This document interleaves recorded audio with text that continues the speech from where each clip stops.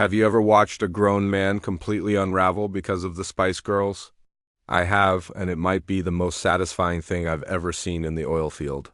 Because when a contractor tried screaming racial slurs and flexing his ego over a speaker, I hijacked his playlist and psychologically dismantled him song by song. If that sounds in, stick around. This is the story of how a JBL speaker became a weapon of karma. But before we dive in, if you've ever wanted to witness justice served extra crispy, hit that subscribe button and destroy that like button. Trust me, you're going to enjoy every second of this musical meltdown. And drop a comment. What's the worst coworker you've ever dealt with?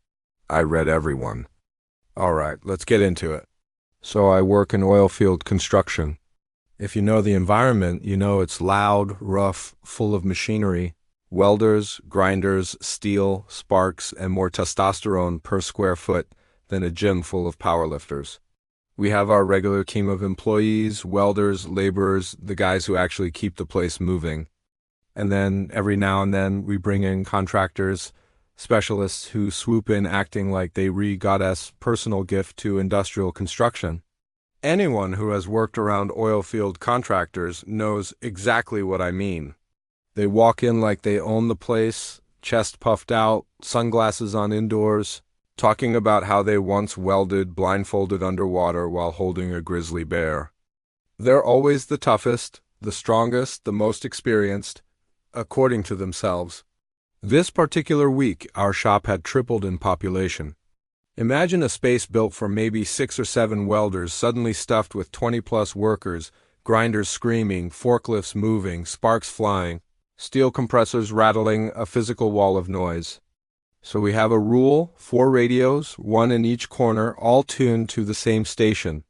Background noise, nothing distracting, nobody fighting over music tastes. It's fair, it keeps the peace and everyone can work, but then he walked in. Let's call him Raul, not his real name obviously, but everyone knows a Raul. Party-sized JBL speaker in hand, the kind you'd use to DJ a wedding or restart a dead planet. He drops it on a workbench like he's slamming a victory flag into conquered territory.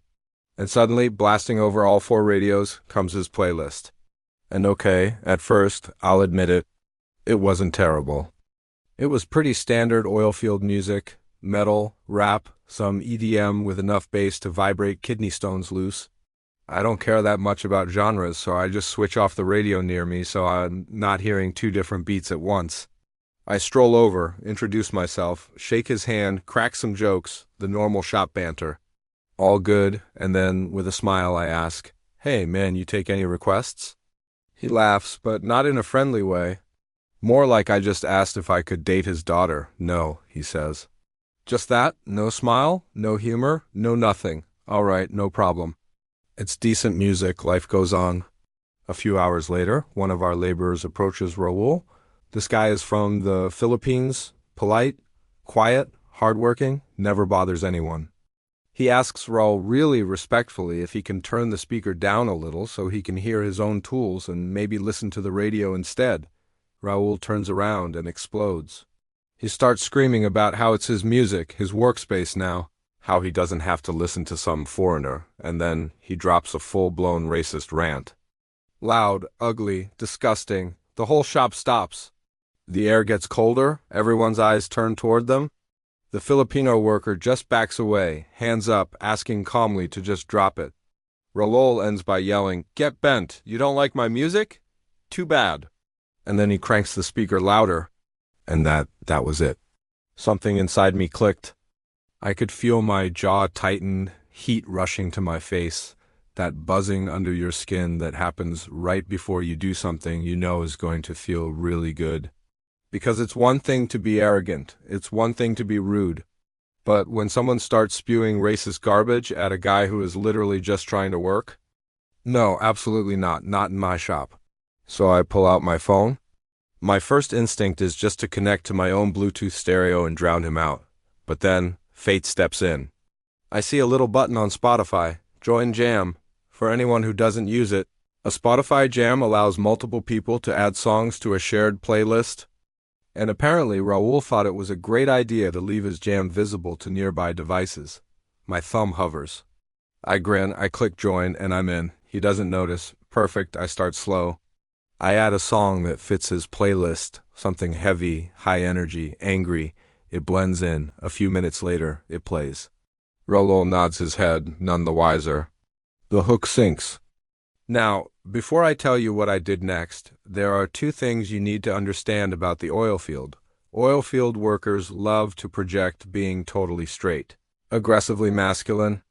Anything even slightly feminine or pop-like music-wise is considered threatening to their identity. They'll throw fists over Justin Bieber. I wish I was exaggerating.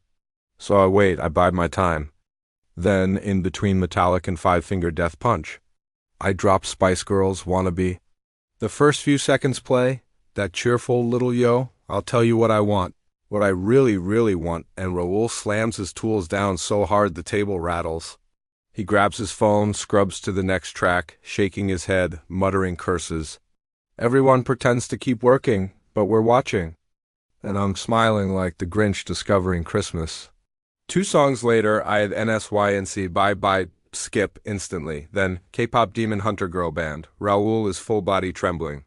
He slams his fist on the bench, yelling, "Who the hell is doing this?"